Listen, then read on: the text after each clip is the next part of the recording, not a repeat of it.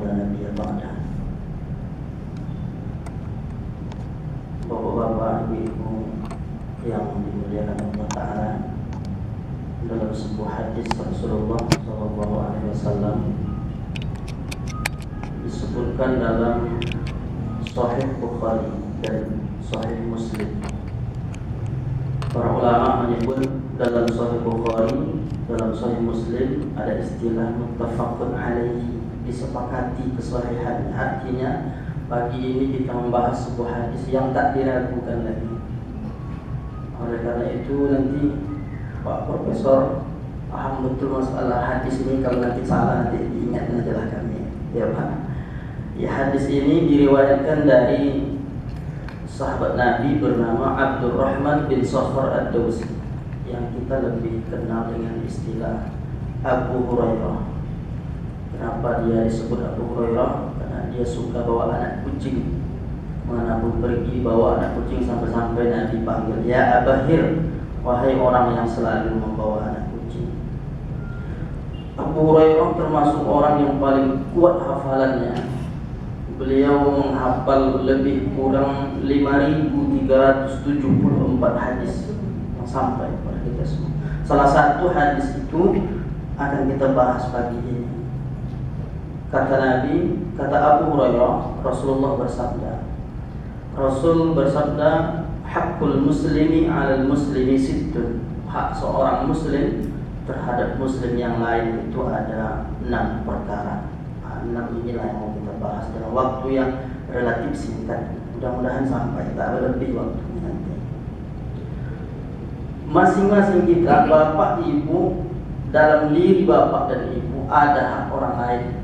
Dalam diri saya ada hak bapak, hak ibu. Semua kita memiliki hak masing-masing.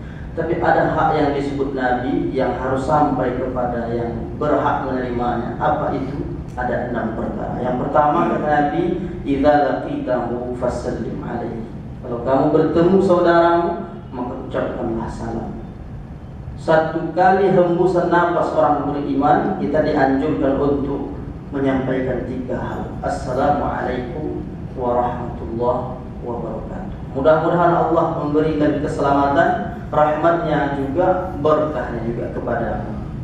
Oleh karena itu, doa untuk saudara kita, apabila kita selalu melakukan ini, maka Nabi pernah katakan, kalau kalian lakukan ini, tahabbtum, pasti kalian akan saling menyayangi, akan bertebar rahmat Allah pada kalian. Apa dia? Abshus salam bainakum, tebarkan salam antar sesama kamu. Jadi kalaulah kita dibudayakan masalah salam ini, asal bertemu kita saudara kita, assalamualaikum, lalu kita jawab, tentulah itu mendatangkan rahmat Allah. Mudah-mudahan Allah turunkan rahmat kepada kita semua. Amin ya rabbal alamin. Suatu kali Nabi datang ke rumah sahabat. Kata Nabi, dia ucapkan assalamualaikum, belum dibukakan pintu. 2 kali Nabi sebutkan assalamualaikum, belum juga dibukakan pintu. 3 kali Nabi ucapkan assalamualaikum, baru dibukakan pintu. Kata sahabat, kata Nabi saat itu, "Wahai sahabatku, kenapa kau tak bukakan pintu?" Kata dia, "Saya dengar engkau mengucapkan salam ya Rasulullah. Kenapa harus menunggu 3 kali?" Apa jawab sahabat ini? "Aku ingin doamu berulang kali untuk diriku ya Rasulullah." Itulah keinginan sahabat itu, betapa ucapan salam itu adalah doa untuk saudara kita. Tapi jangan ibu praktekkan nanti. Nanti kan jumpa kawan, assalamualaikum, belum juga dibukakan pintu. Tunggu 3 kali. Kenapa nunggu 3 kali? Kata Khair itu 3 kali. Nanti saya pula yang salah kan. Artinya kalau kita lihat dari riwayat ini, betapa sahabat Nabi sangat menginginkan doa itu, doa yang keluar dari lisan seorang Nabi, yang kalau dia berdoa dikabulkan oleh Allah. Jadi kita pun membudayakan salat ini, bahagian dari mengikuti sunnah Rasulullah SAW. Itu yang pertama. Yang kedua kata Nabi, "Wa idza da'aka fa'ajibhu." Kalau saudara mengundang, maka engkau penuhi undangan itu. Oleh karena itu, ketika kita diundang, maka ada kewajiban kita untuk menghadiri. Kecuali ketika kita berhalangan atau dapat kita menghadirinya, maka kita bisa sampaikan, pada hari itu nanti saya ada kegiatan lain dan lain sebagainya. Oleh karena itu, ini penting Cuma kadang-kadang undangannya ada yang baik, ada yang tak baik. Kalau undangannya itu adalah undangan-undangan yang baik, yang sesuai syar'i, maka dibenarkan. Tapi kalau undangan malam tahun baru, ngisap sabu-sabu di undangannya kita, itulah ini kita hindari. Nah, itu yang kedua, menghadiri undangan tentu yang sesuai dengan syariat. Yang ketiga, fa idza stansahaka fansahlah. Ada hak nasihat pada diri bapak ibu. Pada diri bapak ada hak. Ada orang yang nampaknya ini dah tak beres lagi kelakuannya, akhlaknya sudah tak baik, pergaulannya sudah perlu ada yang memberikan penjelasan yang baik bagaimana. Apakah kita diamkan bertetangga kita diamkan dia? Kamu terserah pada kamu. Tidak. Dalam Islam kita disuruh untuk menasihati. Kenapa? Saat kita memberi nasihat pada orang lain, saat itu kita sedang menyerahkan hak dia yang Allah titipkan kepada kita. Jangan sangka saat kita menasihati itu sedang menteror dia. Banyak juga orang ketika dinasihati dia merasa diteror. Padahal dalam Islam saat kita berikan nasihat kepada orang lain, kita sedang menyerahkan hak dia. Jadi nanti kalau kita memberi nasihat kepada orang lain, marah dia, sampaikan kepada dia, kenapa kamu marah? Saya tidak sedang menteror kamu. Saya tidak sedang memarahi kamu, tapi saya sedang menyerahkan hak kamu yang dititipkan oleh Allah pada saya. Nah, itu cara pandang dalam Islam. Jadi sama dengan ketika kita memiliki hak ini, barang punya saya, hak saya, lalu saya titipkan ke Ustaz, tolong ini titip, saya mau pulang kampung. Nanti ketika dikembalikan, bagaimana yang tadi dititipkan amanah? Pak, ini dia hak bapak tadi. Tak ada beban sama sekali. Begitulah sosok seorang muslim ketika menasihati. Yang menerima pun dengan rasa senang, karena itu memang haknya. Kenapa dia marah? Maka orang Islam cara pandangnya saat dia diberi nasihat, maka dia dengan senang hati menerima. Nah, itu yang ke berapa tadi Pak? Tiga ya. Yang keempat, wa idza atisa fa hamidallah fasyammithu. Ketika saudara bersin lalu dia ucapkan alhamdulillah, maka ada hak dia. Apa hak dia? Doa dari diri kita, dari lisan kita kepada Allah, yarhamukallah. Seringkali orang Islam mengabaikan. Mau bersin kamu, terserah kamu, tak peduli dia. Padahal dalam Islam ada hak dia. Yang bersin itu saat dia ucapkan alhamdulillah, dia doa yarhamukallah. Yang didoakan pula akan membalas pula dengan doa yahdikumullah wa yuslih balakum. Kalau ini diamalkan, ini Islam amat luar biasa. Makanya Islam mengajarkan kita peduli kepada sesama. Islam mengajarkan kita tidak.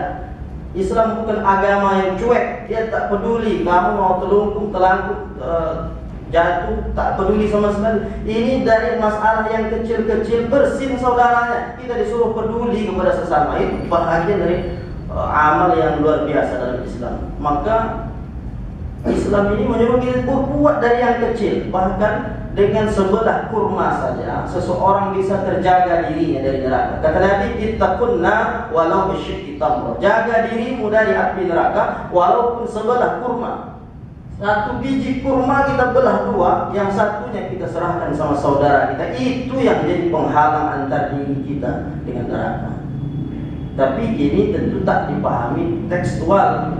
Nanti kalau mau buka bersama, nanti kita kasihlah sebelah kurma sama kawan kita. Pak, ini kurma sebelah. Kenapa cuma sebelah? Mengamalkan hadis nanti katanya. Nah, itu tak juga seperti itu pengamalannya. Maknanya apa? Kamu sebelah kurma saja sudah dapat menjaga diri kita dari neraka, apalagi sekarung kurma. Itu cara pemahamannya. Boleh jadi ibu-ibu masak-masak. Idza tabaqta maraqatan fa'akthir ma'aha. Kalau masak gulai, banyakkan kuahnya. Wa ta'ahad jiranaka. Lalu kamu berbagi kepada tetangga. Tapi karena mengamalkan lurus-lurus betul, akhirnya setiap kali memberikan gulai itu kuahnya dikasih sama tetangganya. Kenapa kuah saja? Mengamalkan hadis Nabi. Nabi pula yang salah, dia bukan itu maknanya. Bahwa kita disuruh berbuat yang kecil-kecil, lama-lama berproses dia. Bersin saudaramu, maka engkau doakan. Itu yang keempat. Yang kelima, wa idza marida fa'udhu.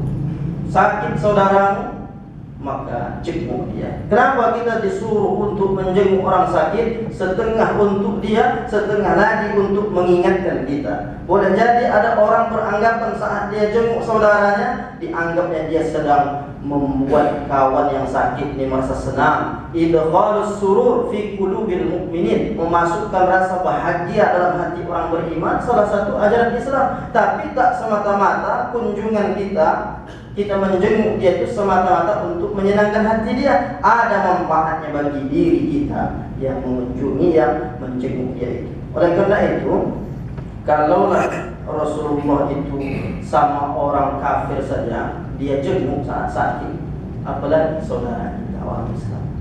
Oleh karena itu cara pandangnya adalah kita menjenguk itu juga bukan sekedar untuk membahagiakan dia, tapi ada tujuannya untuk kita. Apa tujuannya? Apa manfaatnya menjenguk orang sakit?